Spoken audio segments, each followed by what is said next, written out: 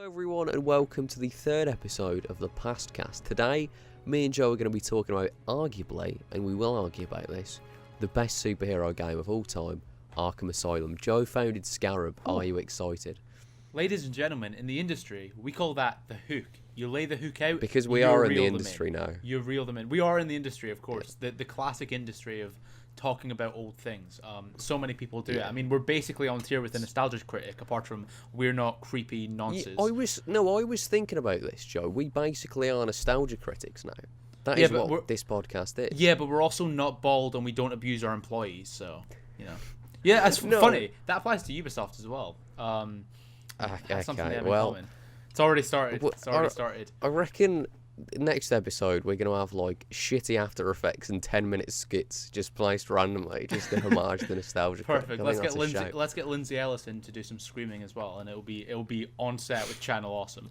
I mean that's really the peak of YouTube. That's what everyone aims for. But yeah, Batman Arkham Asylum is what we're talking about today on the third episode of the PastCast. The first two episodes, we had amazing support, amazing feedback. So thank you all so much for that. It's been a lot so far. Yeah.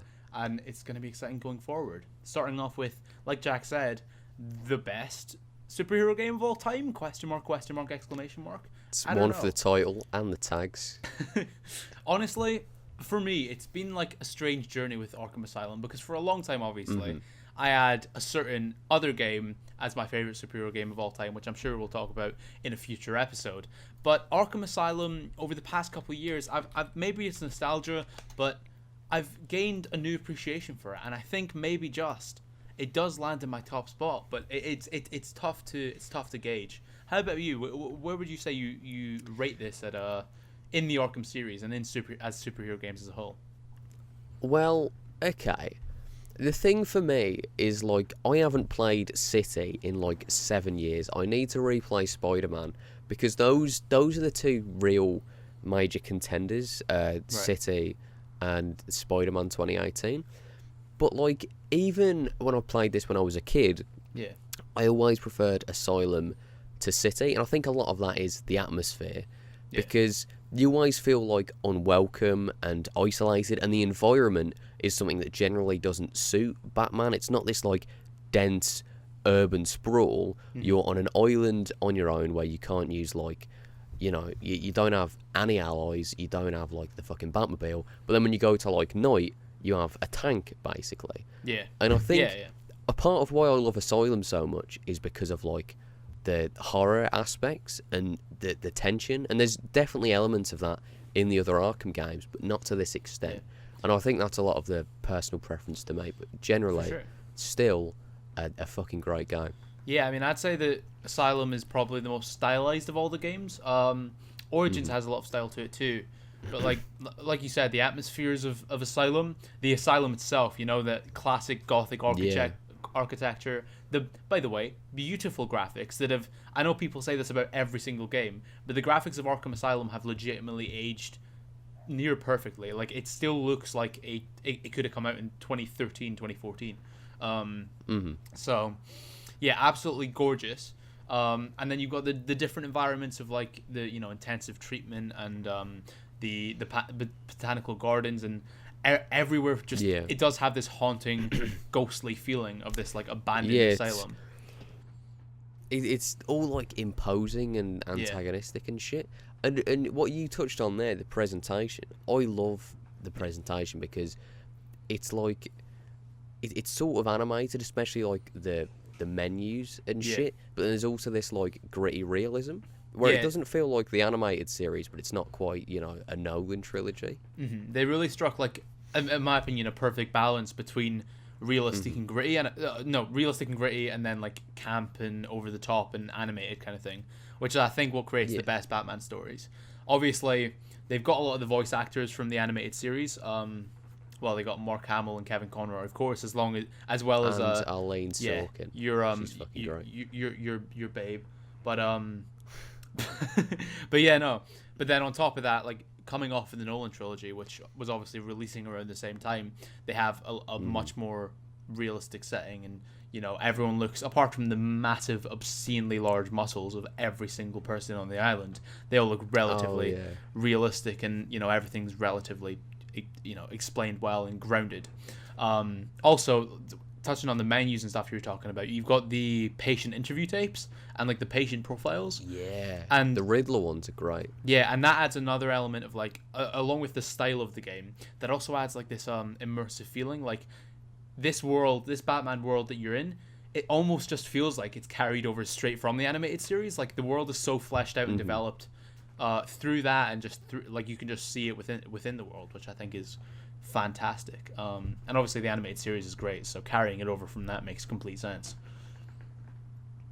Yeah, exactly. I think presentation wise, this is the best superhero game. Like I prefer it to any other in that regard. Tonally, it's fucking brilliant. It has a lot of identity, and I feel like Arkham City and Arkham Knight feel a lot more. Although they definitely have different styles to them. It's a lot more, I guess, generic might be the word. Like Gotham City in those games and Arkham City could, in a way, kind of just be any city, you know? Obviously they have their unique details to them and stuff, but they could be anywhere. Whereas Arkham Asylum is this specific, like, is a specific atmospheric, unique location that can't be recreated anywhere, you know?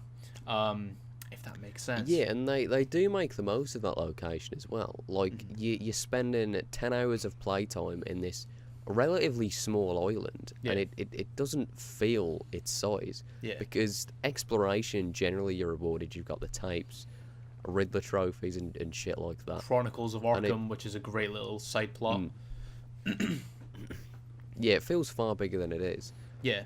You know? I mean, whereas in the later games, they just feel their size, really. Yeah, like, it helps that it's kind of layered as well.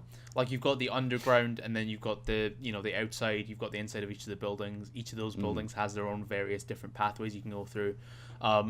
It is Metroidvania to a certain extent, and I mean, you know me personally, semi-open world games that are focused on like a linear story, that's my bread and butter, man. That makes me horny as heck. So the fact that there's this game with one of my favorite characters of all time does that, as opposed to Arkham City, Arkham Origins, and Arkham Knight, which are far more open world, far more focused on the open world. It is fantastic, and the story itself, although at times it's a little kind of, I guess, generic, still works. It's like the most run-of-the-mill Batman story, but also that's a good thing, if that makes sense. It doesn't try and be something it's not. Yeah, it does sort of feel like a revolving door that sort of just goes through a lot of Batman's rogues gallery. Yeah. But it does it well, I feel, at least. Like, fucking the start of the game, I love, if we're talking about story. The opening. Because it plays with your Yeah. Because it really plays with your expectations that, like, this isn't some, like, happy ending and Joker's going to be, like, just locked away. Yeah. And some shit's going to happen. So right away, it's already immersing you into this, like, tense atmosphere. Yeah. Where, you're like, just waiting for something to go wrong. Yeah, it's fucking cool. Although it is very weird to me that in that scene, how Batman's like, he let himself be kidnapped. I'm suspicious. I'm going in. And then you hear a guard off in the distance goes like, how come Batman's allowed to be in here? Like, bro, he's Batman. What fuck you mean? How come he's allowed to be in here? What are you gonna do? I guess it's because he's not like staff, I suppose. Yeah, he's still, I guess, remnants of that vigilante kind of thing. But at the same time, it's like, fuck, are you gonna do? Are you gonna stop him? Are you gonna kick him out? Yeah. But yeah, no. And then obviously in that scene, you get introduced to Killer Croc as well. There's hints of like, you hear various, like, the audio, the dialogue in that section. You hear various like little things like, all the Blackgate prisoners have been moved to Arkham after this fire, etc., etc. That really fleshes out what's going on. And it knows that that they're going to be fucking trouble later down the line. Yeah, but at the same time, it doesn't treat you like a complete idiot and just explain it to you straight away. It expects you to like inquire about these things, and I like that. Yeah, exactly. A lot on top of that as well. Like, it really delves so well into the Batman universe. Like, it references things from the Batman universe that could be super obscure, largely through the Riddler's riddles. Like various different like little lore points or characters. Hush makes an appearance, Clayface makes an appearance. But they're all like these little details that if you're a Batman fan, you can really appreciate, and if you're not, you have an opportunity to learn even more about the Rogues Gallery, which I think we can both agree is the best Rogues Gallery out of any character ever, not just comic book character, just character ever. Yeah, but like I love that you have the bios as well. Well, like if you really want to, explore the lore, you can do that. Yeah. And that's a cool thing in and of itself. Yeah, I mean, to personally, this game was my introduction to Batman as a whole. Because obviously when it came out, like I'd seen Batman Begins, I'd seen The Dark Knight, but I was just like, oh, cool Batman and Joker also. But like playing this game, I used to read all the bios, I used to listen to the tapes, I used to search for every little collectible and every little riddle, and like that's kind of how I learned and got into it, and that's what pushed me to start buying like Batman comics back in the day, which I've not read in a while, but yeah. So it's a really good like introduction to Batman, but at the same time, it doesn't it's not like a Batman Begins where it's just telling another origin story, which it could have easily done, It just jumps straight in, and then I mean with the story, it kind of does just jump straight in after that opening section. Joker breaks out and he just kind of heads off. He's just like, see you later, bro. See you later. We see that Batman's killing rule is an actual thing, which it always should be. Eddie, if you're listening to this, Batman shouldn't kill, and Zack Snyder is a shit director. Just a side note. No, but you can't have a dark story unless he kills. Good point. Every story ever needs to be dark, and it needs to be my boy Zack Snyder. Didn't Zack Snyder say that he would have Batman raped in prison? Like, if he made the Dark Knight trilogy, he was going to have... Yeah. It's like, Bruce Wayne could get raped in prison in my movie, because I'm so dark and edgy. It's like, okay, that's just... Yeah, he's a fucking weird guy. Bit strange. You want to see Bruce Wayne get raped? That's interesting, but fair enough. Yeah, this is... I really like this iteration of Batman, where he's like, he's wise. Bruce, at this point, he's been going for a few years, hasn't he? Yeah, I think it's like... In the Arkham universe. Yeah, that's the thing. He's very established, and like his entire Rogues Gallery is essentially established. And it does feel like Kevin Conroy isn't just playing like another Batman. It's like he's playing the Batman from the animated series. Exactly. And we don't get another origin story, which would have been overkill, because Batman Begins came out 3 years earlier. Like if it had been another origin story, everyone would have been like, okay, we've seen this already. We just want to see fully fledged Batman. And the iteration, I mean, the design is personally my favorite Batman design of any character. The gray and black, I prefer the long ears personally.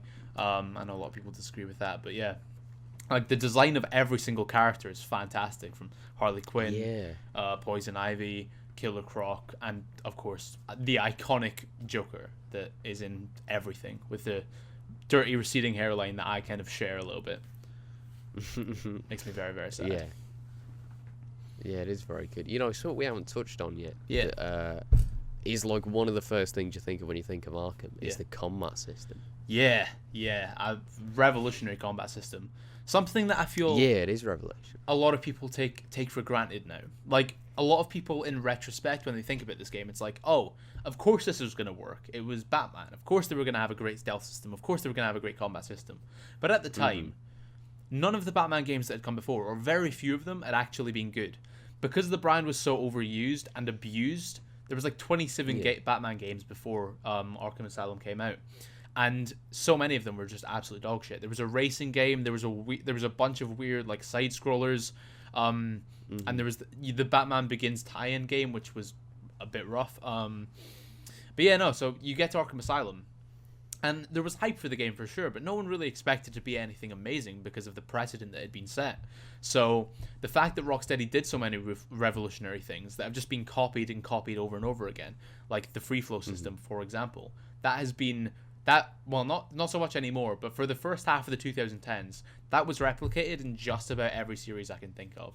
The parry Batter X style, but in my opinion, it works far and away the best for Batman. Yeah, especially in Arkham City as well, where you've got like this expanded moveset. Yeah, where it takes everything a step further. Yeah, it is good.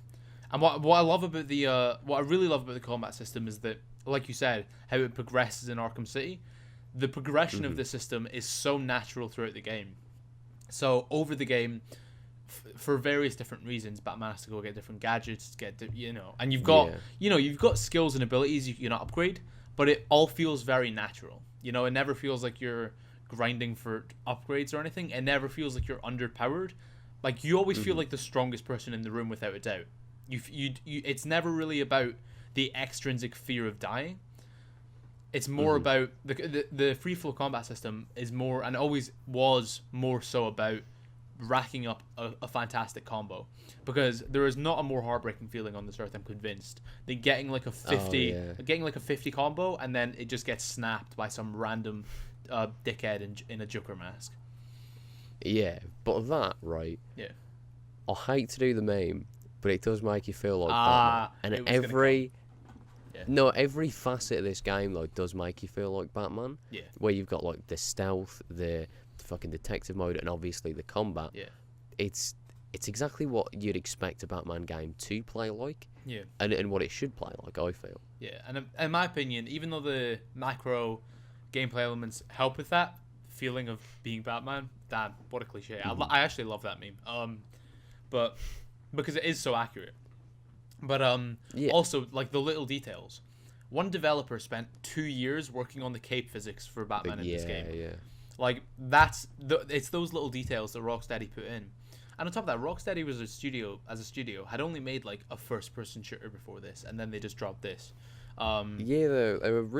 They're quite small as well, weren't they? They were really small and really, basically essentially brand new to the industry, and they were made up of a bunch of like dissolved studios from the past, and they just came together and were like, yeah, we're gonna make this absolute gem. And it's those details that they put in that really add to that feeling, the fear meter in the guards when in the stealth mode, for example. Like there's so much, the different gadgets and all that. I think obviously the combat is what comes to mind for everyone, but in my opinion, the Predator mode was just as revolutionary and just as innovative, and that's why it was just as copied over the years.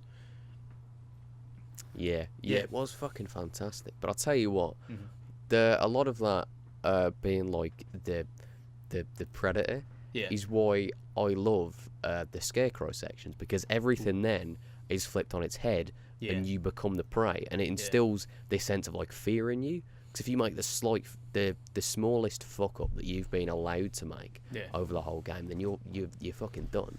Man, and those sections are the peak of this game. I almost forgot about Scarecrow. Those are the bits that everyone comes out and is like, you've got to play this game, even if it's just for those. First of all, his design is just fucking cool. You've got the syringes in his hand, the gas mask, and then when the moments come up in gameplay, they always come up and do like, they strike fear in the player, whether it's within the game, with like, when you see Martha and Bruce Wayne, you're like, what the fuck is going on, or the iconic moment that everyone remembers. The moment that you think your moment you think crushed. Your Xbox One has finally died, because everyone's Xbox One died by 2009. So you thought, finally, this is its moment, it's going to red ring. And then the game restarts, and the Joker's driving the car. And you get to the asylum, and it's so fucking... It's such a small thing, but like it obviously had such an impact. And those sections, are fantastic. They utilize that sense of fear perfectly. And I mean, the ending of them is a little bit goofy, even though, I am a sucker for the whole Batman's got an indestructible will thing. But he literally, like, Scarecrow just keeps stabbing him in the chest, and he's just like, lol, I'm not scared. Lol. It is still kind of cool, though. Yeah, that's just the classic, it's because I'm Batman. Just that classic. Yeah. But on top of that... Those are sick, though. Yeah, on top of that, I mean, speaking of boss fights, most of the boss fights in this game... We'll fucking get to that. ...are fantastic, and also, similar to the Scarecrow ones, absolutely full of atmosphere. Now, my second favourite after Scarecrow is probably Killer Croc. Would you agree with that? Yeah, I'm not massive on the Poison Ivy one. I think that's very just sort of okay. Yeah, I'd agree. It is kind of like just thugs shooting you and then occasionally bataranging. Mhm. But the Killer Croc one for me is like, because it's not even a boss fight. Like it's again similar to the Scarecrow thing. It adds, you become the hunted, and you have to it's subversive. you have to make your way through the sewers and find the liquid for the antidote, find the plant for the antidote.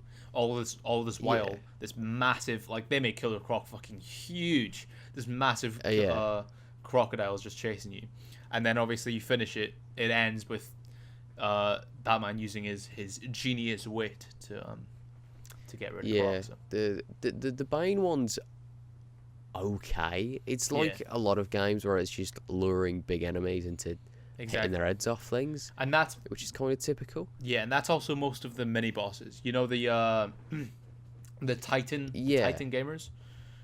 I wish they'd done something with Bane where it was like one of the really intelligent mastermind like iterations of the character. I'd have preferred that, I reckon. Yeah, that probably would have been a bit cooler, but nonetheless, I mean, the end of the Bane one is pretty satisfying. When he just gets battered with the Batmobile. But no, it is a more middling one. And same with like Harley Quinn. It's literally just you beat up a bunch of thugs and also Harley Quinn. So. Yeah, I think the Killer Croc one is the only like great one. Yeah, I think that's fair. But it is great though. But all the encounters with the Rogues Gallery actually kind of make sense, if you know what I mean. Like, they all feel like they're crafted to fit the character, and to create like the entire, because each member of Batman's Rogues Gallery at the end of the day essentially represents a different theme. Scarecrow represents fear. What's her name? Poison Ivy represents lust, and then the Joker obviously represents chaos. And all those things are communicated, at least in some way, shape, or form, by their not so much the Joker boss fight, but all those ones are replicated. Can we talk about the Joker boss fight? Because this fucking. You want to just jump straight to the end? I mean, it's bad, isn't it? It's bad. It's really, really bad. Well, it's like you were saying. Every other boss fight in this game, whether they were good or bad, is indicative of the character, right? And they feel like, oh, you couldn't just have this with an enemy in a fucking other game. But the Joker boss fight is so shit. It's not even. He just takes steroids. Yeah, and then he chucks like bombs at you. He takes steroids, and then he takes all those fucking steroids. He takes all the Titan, becomes Big Muscle Man, and then doesn't even fight you. He just like goes off to the camera, and you just have to pull him down 3 separate times, and then Batman hits him with some explosive gel, which should blow off his hand, because at the end of the day, Batman is just a human being also. But But yeah, it's always felt to me like they probably ran out of time there. Like they're probably getting pressured. I think so. Also, I feel like the design is so shit, because there's he just looks like a normal Titan but bigger, and with the Joker's head on it. Yeah, and also an epic mohawk. He somehow grew an epic mohawk. Which again, it's just boring, which is exactly what a final boss that is the Joker shouldn't be. Yeah. Even it's the disappointment of it is emphasized even more by the fact that Batman gets shot with the Titan, and then takes the antidote. So it teases that fucking Titan v Titan, Joker v Batman boss fight, which would have even been better than what we got. And then Batman's like, nah, I'm taking the antidote. Lol, fuck you, fuck your dreams. I can't blame him, really. I mean, yeah, as silly as that would have been, just 2 10-foot. Batman and Joker fighting, it would have been a bit more fun than what we got. But it is what it is. I mean, I by no means does that ruin the entire game, though. By no means at all.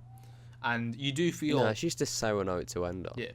And although there's a fair few, cliches in the story, I think that the story has a lot of actually genuinely quality character moments. Although there is a lot of, just themes that are executed by Batman happening to run into, an enemy, happens to run into Poison Ivy type thing. You also get like the kidnapping of Commissioner Gordon. And then that's followed up by you talking to Oracle and having to tell her that her dad's been kidnapped and could potentially die, which of course links into Arkham Knight's story. And then after that, like as soon as that happens, you get the you get the first scene with Scarecrow where you are reminded of how Martha and what's Bruce's dad's name? Fucking, you know, Thomas. Yeah, how Martha and Thomas Wayne died. Like bringing back Bruce's one biggest fear and biggest, you know, most traumatic memory at the exact moment where one of his best friends could experience that same feeling of her parents dying. You know, it's subtle and it's never really focused on, but it is little things like that do build up the characters more, because I feel like the story of Arkham Asylum is far more character focused than it is plot focused, if that makes sense. Like, it's more about the journey and the character interactions. I see what you mean. Than it is about some overarching character arc or, you know, plot, if that makes sense. Yeah, it's, and there's no like fucking ticking time bomb or whatever in Night. Yeah. It can be very like slow at times, and I feel that works to its advantage.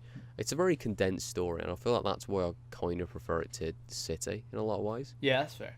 I also feel like the whole one night thing, like, Arkham Asylum actually feels like it takes place over one night, whereas Arkham City supposedly takes place over 10 hours, but it feels like it takes place over 2 weeks. And the same with Arkham Knight. Like, Arkham Knight feels like it takes place over fucking months. So, part of me does wish... Sorry, you go. Oh, I was just saying that, like, if you play the game just straight, right, it's like, if you know what you're doing, you can get through it in, like, 8 hours. And it is like, oh, that's a nice. Yeah, you know? Exactly. Exactly. That's what you just fucking said, but yeah. And but that is true. And then the side content on top of that, like the side content in City, it's like apparently he also does that in the entire night, you know. Whereas the side content in Asylum is literally just the Riddler challenges and Riddler trophies, which, although are fun to collect, never feels like they're particularly important or necessary, whereas in the future games they become actual plot points, or they become vital to see the finale of the game, you know. Oh yeah, and they become gateways for like underground racetracks and shit. Don't remind me, please don't remind me of that.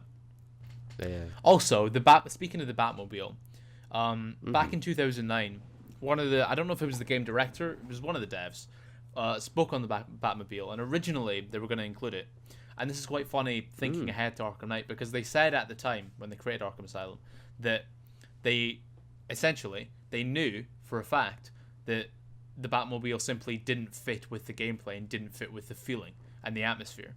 Right. And that was absolutely spot on.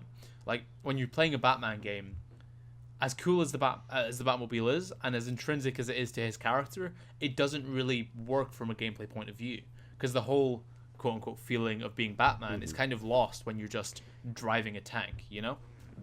I know we're getting to a different game here, but...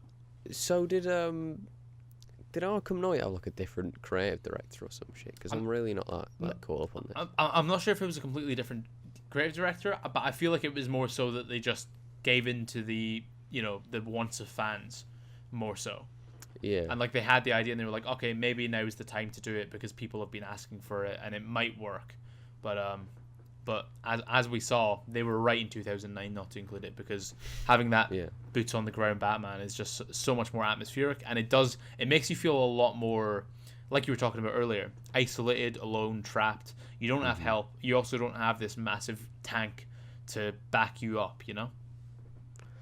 Yeah, exactly. And I love Asylum for that. So, before we get into whether this is the best superhero game, do you think this is the best Batman game? Just in that franchise. Here's the thing. I think that yes. I'm going to say yes. Batman game.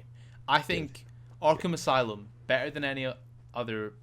to be honest, when it comes to this, it's between Origins and Asylum, which I never thought I'd say, but... Really? From the perspective of telling a Batman story and being a quote-unquote Batman game, I feel Asylum does it better than any. although it has its stereotypes, its cliches, and it's not any like kind of, it's not, how do I even put this, the height of storytelling or anything. Like, it is somewhat a generic Batman story. It just did so many things. But it was the first one I played. It did so many things new. It did so many things perfectly. It created that atmosphere.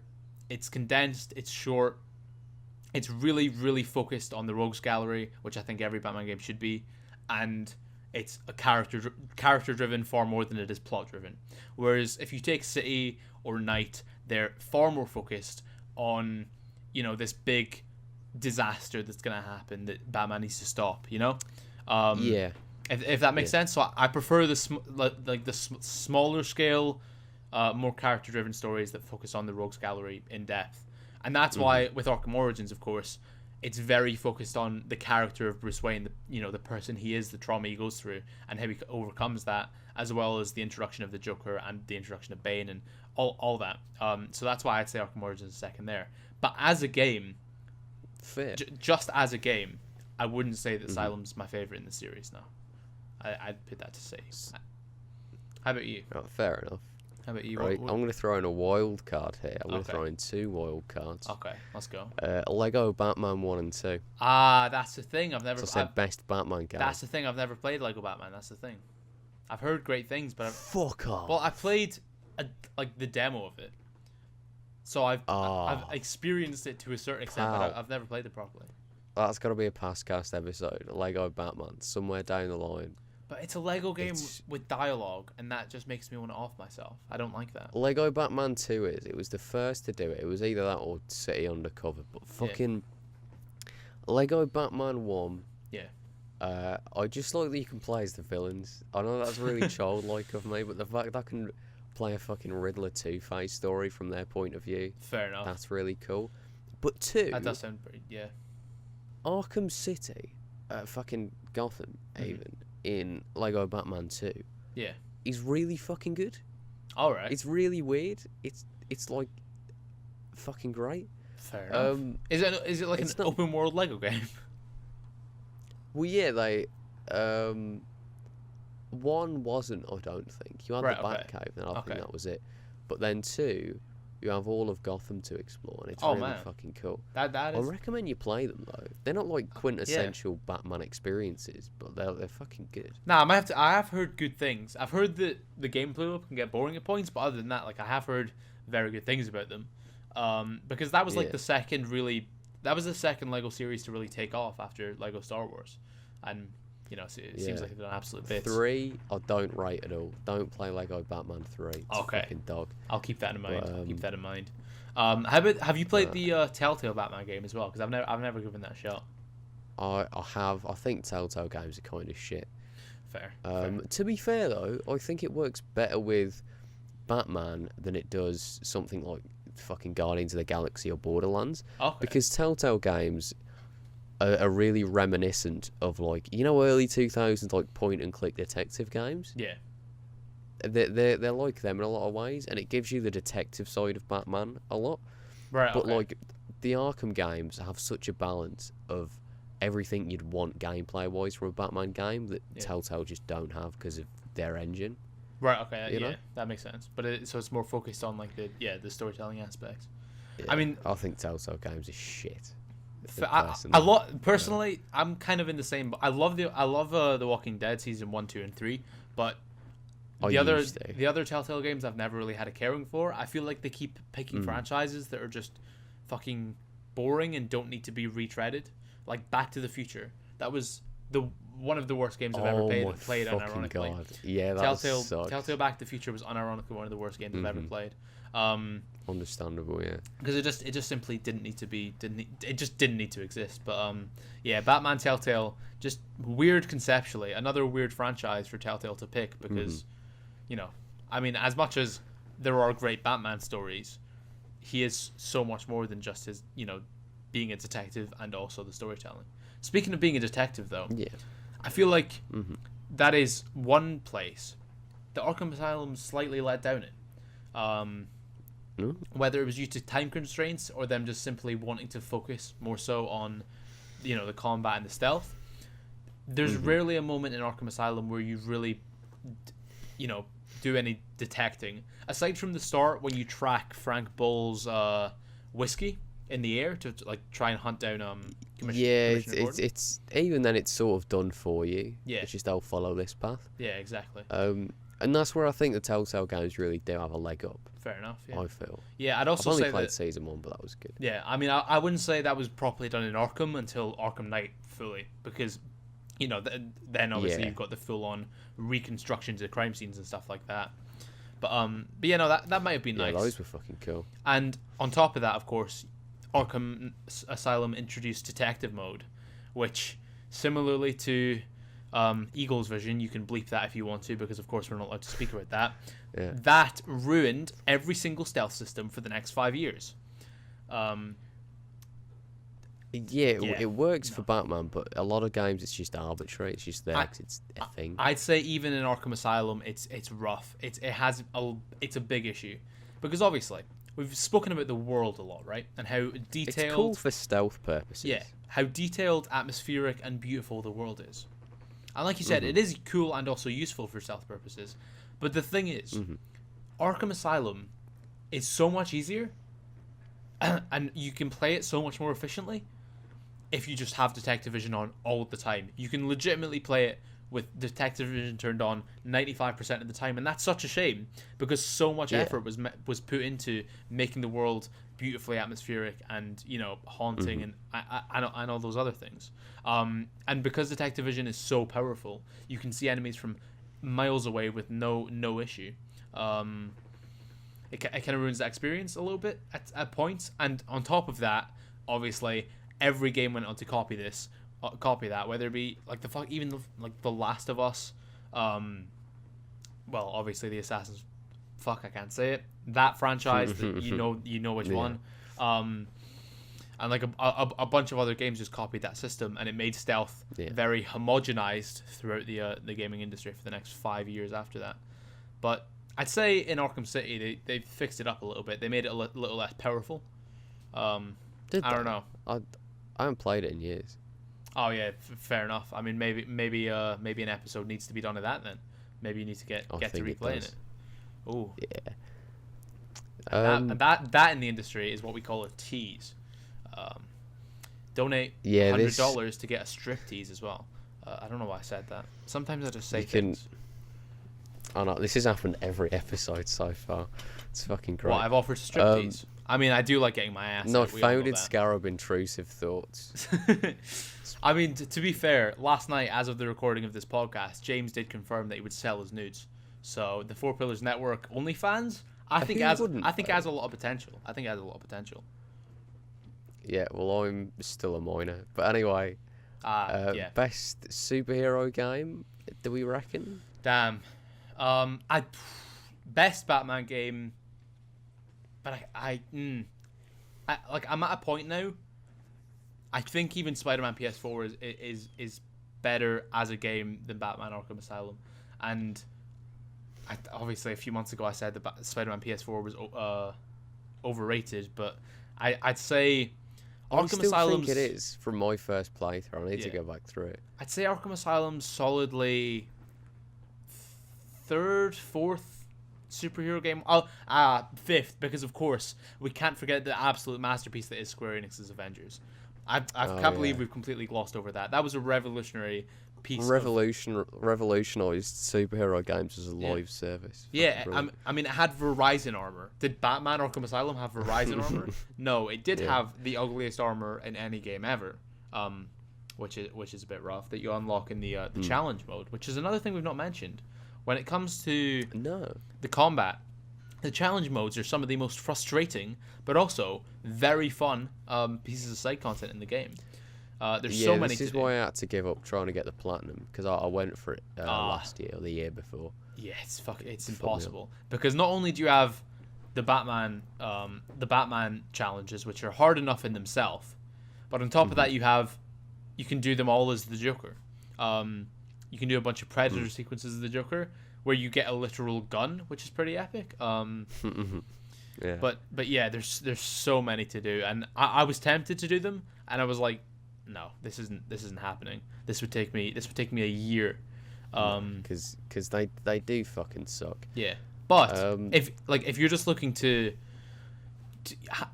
it's great practice for the combat, but also if you're just looking for some fun, because at the end of the day, a lot of, like, you know, we talk about the feeling of Batman, and not to sound too much like white light or anything, but a lot of the fun from Batman Arkham Asylum comes from intrinsic motivation. It comes from wanting to feel like the Caped Crusader, to fight like the Caped Crusader, to fucking stealth around and break people's necks like the Caped Crusader. Yeah. You know what I mean? And an Asylum offers you that in fucking spades, but that's why, like, even though I personally prefer Asylum, I know City's better at that because of how much it expands fucking combat. Yeah. But best superhero game, the only competition this has for me are both Spider-Man games that Insomniac have done. Yeah. And they're so hard to compare because what you'd want from an ideal Spider-Man game and what you want to immerse you in that is so different to what you want out of a Batman game. So it's hard to compare. It's easier to compare. Yeah. It's fucking tough. But the thing about Arkham Asylum is, regardless of whichever one you think is better, you can't deny that like so much of what is in Spider-Man and so much of what Spider-Man PS5 and Spider-Man Miles Morales does wouldn't have been possible with Arkham Asylum. Arkham Asylum laid the foundation for so many of the various systems that, I mean, Spider-Man copied a lot of them, you know? Like Spider-Man's stealth system, Spider-Man's combat system, they are derivative. They are, you know, derivative's the wrong word, but they're like homages to Arkham Asylum and the Arkham series. And I'm sure most superhero games that will come, I'd imagine we'd see some kind of homage, some kind of tribute paid to the Arkham games, because they really saved the genre. They, like, most superhero games wouldn't exist without Arkham Asylum, or at least good ones wouldn't anyway. You know what I mean? Yeah, it's weird to imagine a superhero game without free flow combat. Yeah, absolutely. I mean, trying to play. I know we made a joke earlier, but trying to play Square Enix's Avengers felt disgusting. All I wanted to do was just the entire time was just do a bit of free flow with Thor, but it just wasn't happening. So is this definitively better than City for you, or do you just prefer it then? No, I don't think it is definitively better. I think City, I don't know. Right. Because, again, I need to replay City because I've not played it in 7 years. But as you were saying, I prefer that it has more of a character focus. I prefer that it's condensed. I prefer its presentation, and I prefer the tone of Asylum. And I like the horror elements that aren't as present in City. That makes sense, yeah. The atmosphere. See, so I need to replay. I hate that that's a fucking fence-sitting answer, but I would probably lean more towards Asylum. Okay, as of right now, because that's the thing, right? Yeah. Like, because I always said at the start, like, I'm very split on Asylum, or whether Asylum's better than City. And honestly, I think I would say that I prefer Asylum to City, but it's for very personal reasons, you know.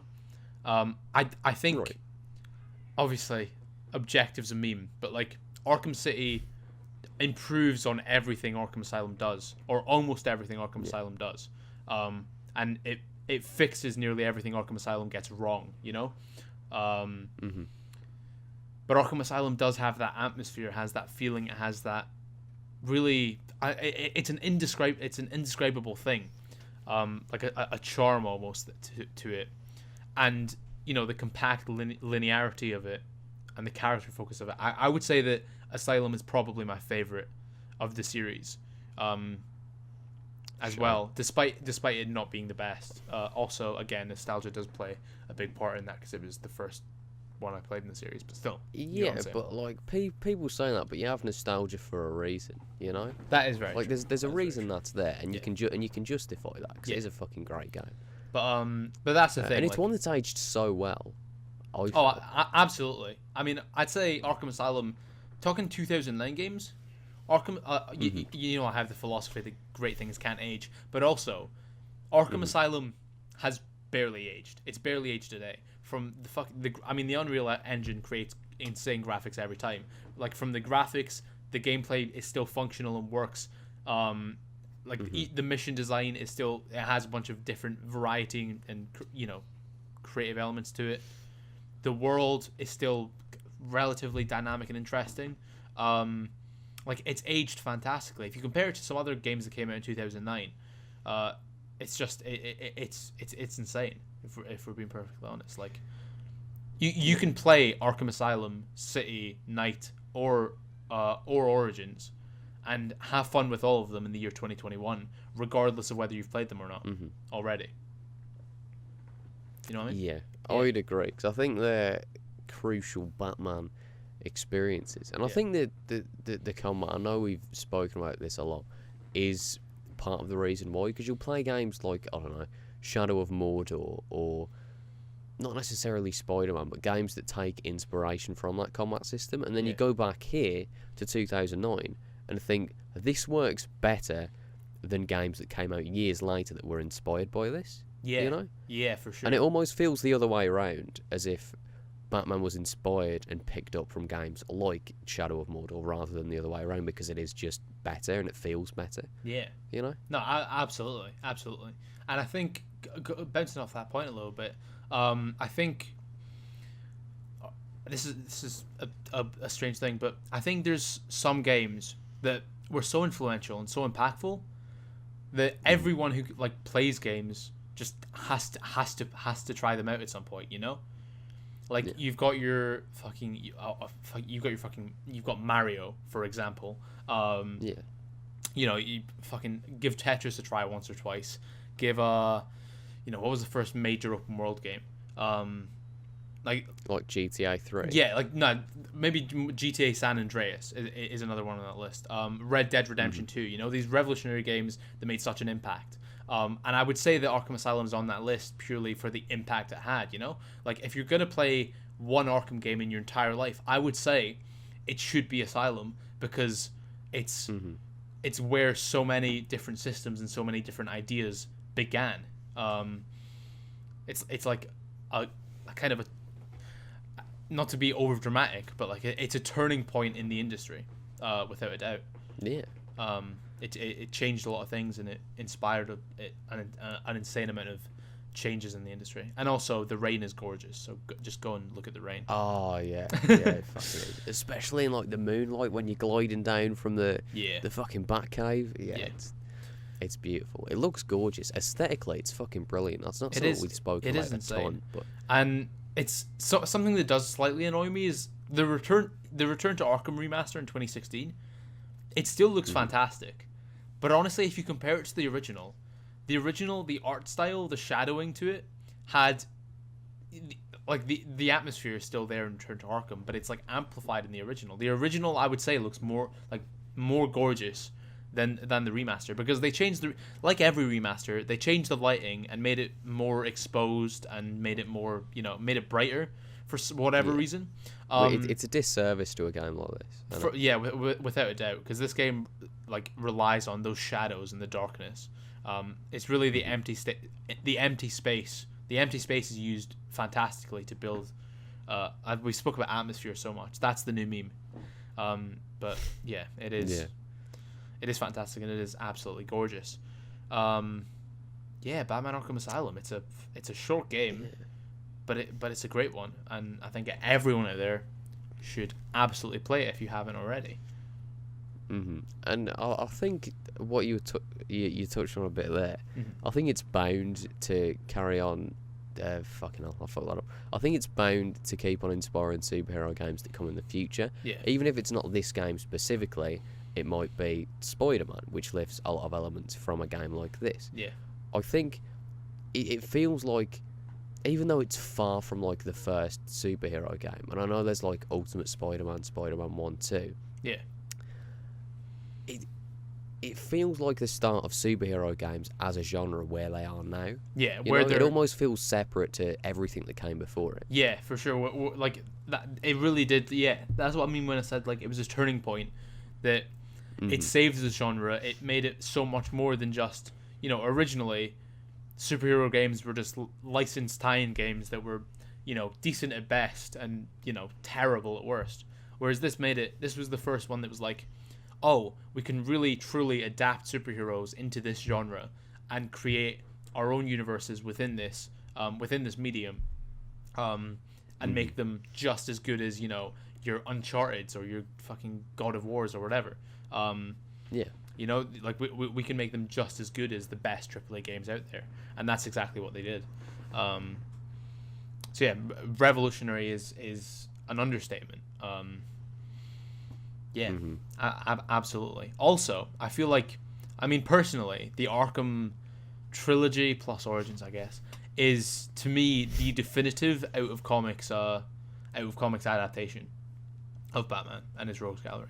I think that it captures the essence of the comics. Although it's inspired by the animated series largely, it captures the essence of the comics, especially the classic Tim Lee comics, better than any film, better than any fucking Zack Snyder film for sure. Better than Nolan, better than Tim Burton. Yeah. Maybe not better than Mask of the Phantasm, but, you know, like, there's so much more content in 4 games than there is in 1 film, you know. So it's on another level. I don't know, but yeah, I don't know how big a Batman fan you really are, to be honest, on a personal level. I like Batman a lot. I haven't read many comics. Right, okay. I just watch, you know, Comic Historian, where I just read out comics. Yeah. I've watched a fair few of those. That's honestly a sick channel. Check it out. I mean, you probably have checked it out if you're watching this video. It has like 5 million subscribers, but yeah, that's good. Yeah. Very nice. Very nice. It is an astounding game. And to get off the fence, best superhero game, yes.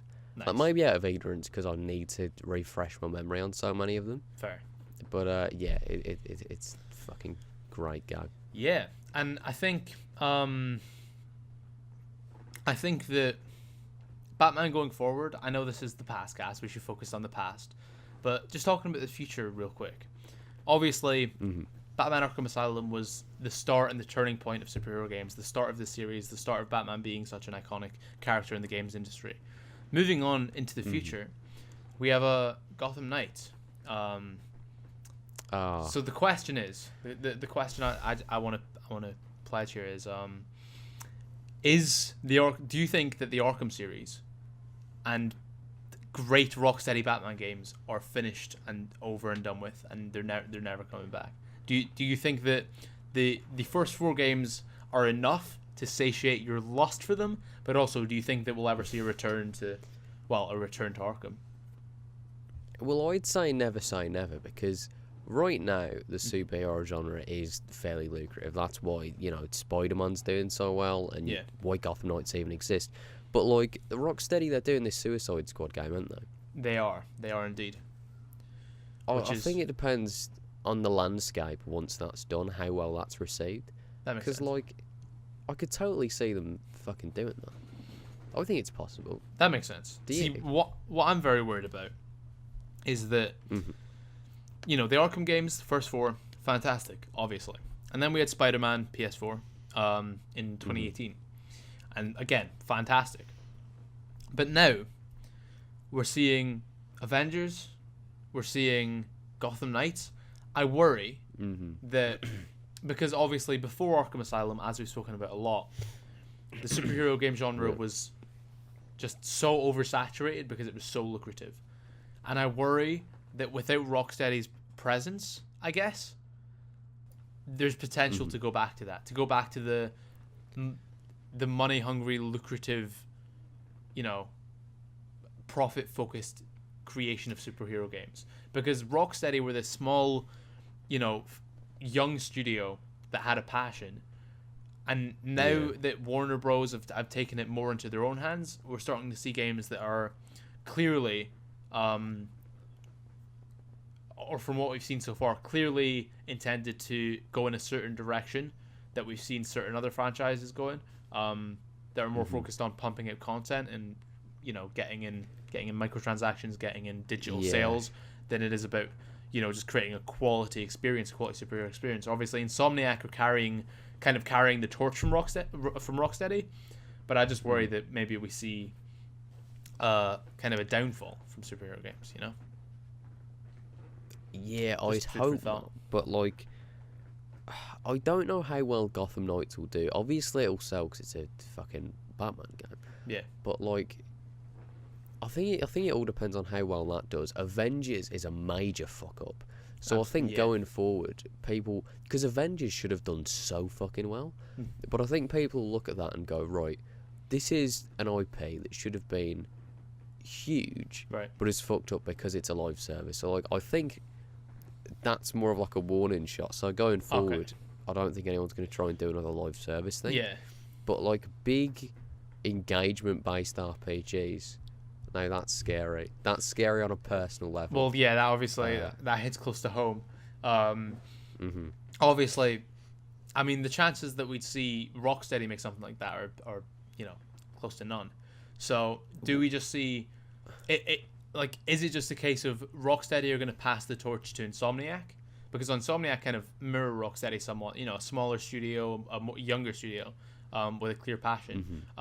Like, is that what it is? Is like, are they going to pass this torch to Insomniac, and then the other cash grabs that are popping up here and there, you think they'll simmer down? I mean, I really hope that happens, and I mean, that would make sense if games, if game publishers actually looked at the performance of games and the critical reception and reacted accordingly.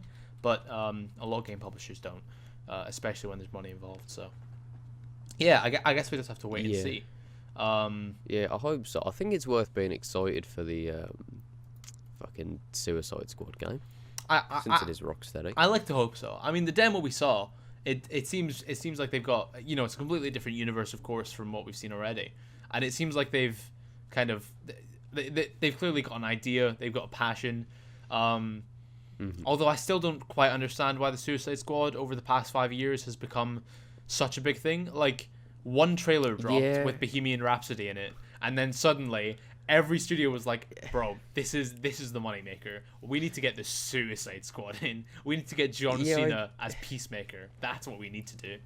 Yeah, I don't know why people are trying to make them a thing, but either way, I think Suicide Squad generally as its own thing isn't something I'm massively into, but I am massively into Rocksteady, so okay, I guess we'll see what that does. I'm more excited for what they'll do afterwards. Yeah, like I really hope that's successful, and then they'll go back to like not necessarily another Batman game, but just another superhero game that I would care about. Yeah, yeah, I get you. I feel like part of me also wants to see what they could do outside of the superhero genre.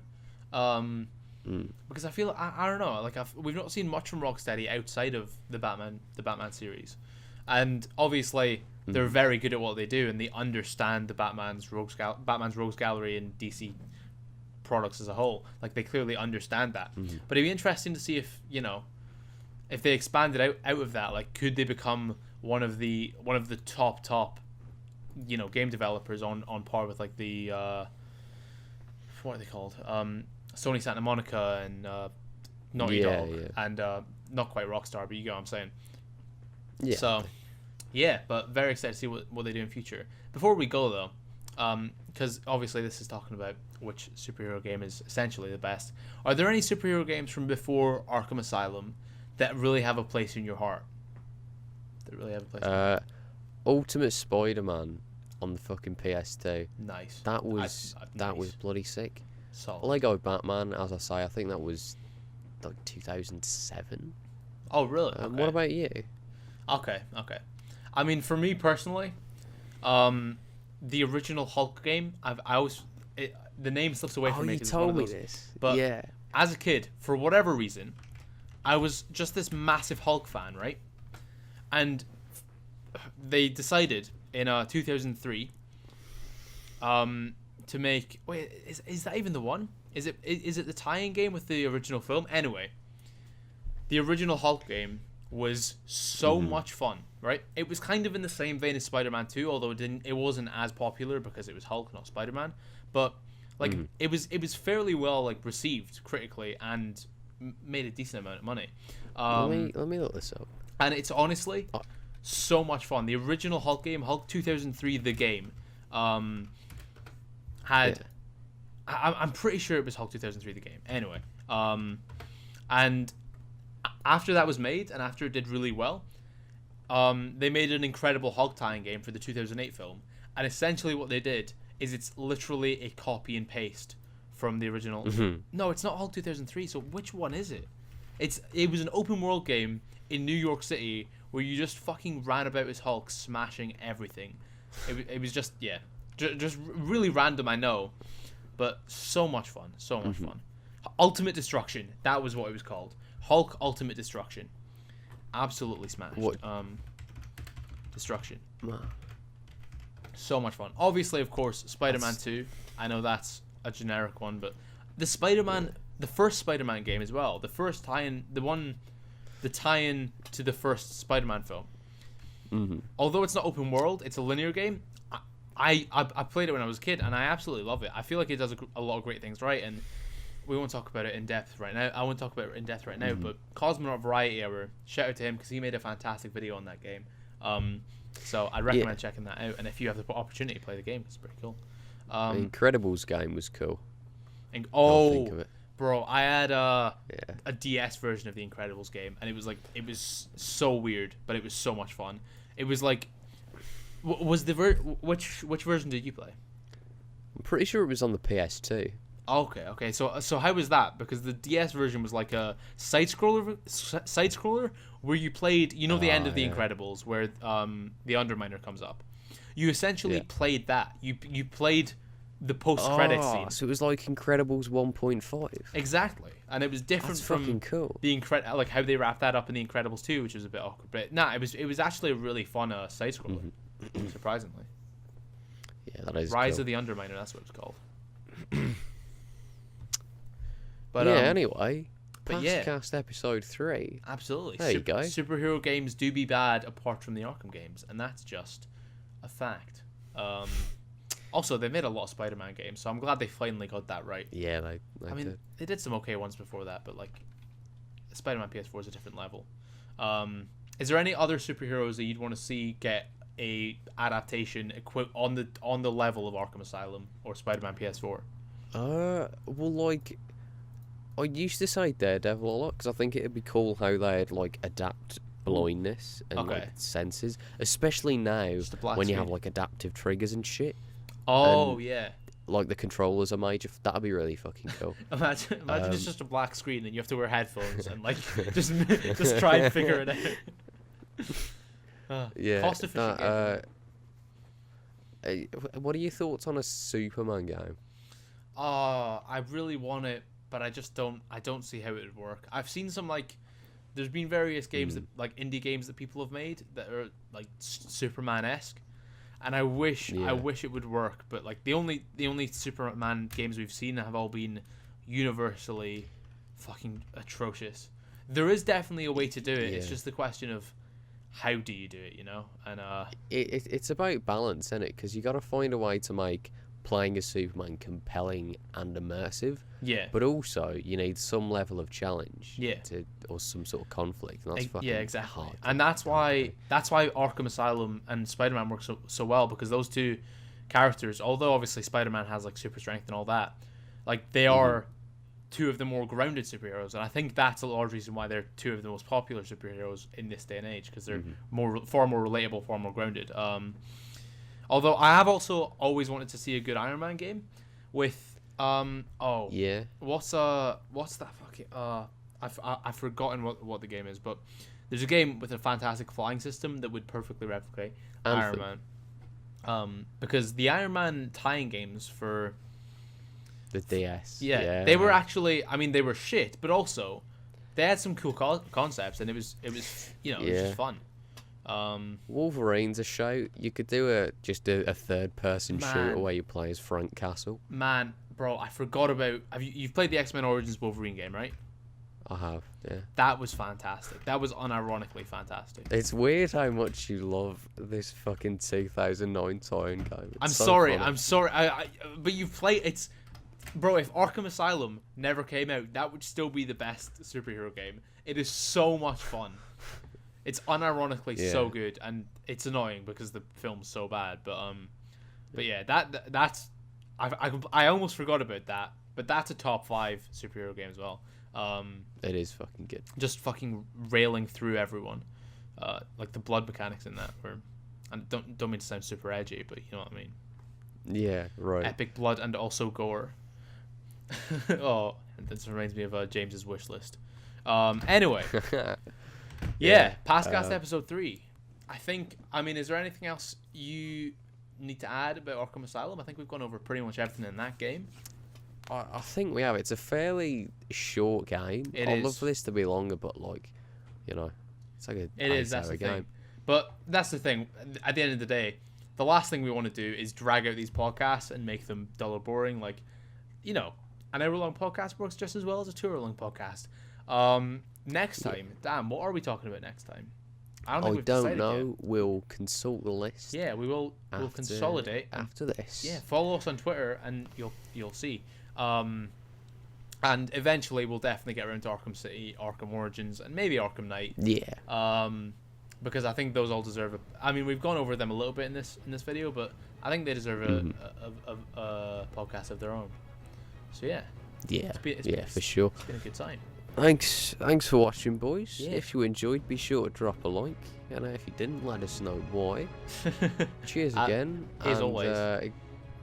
Good night, lads. Yeah, have a good one. Thank you very much. Much love. Good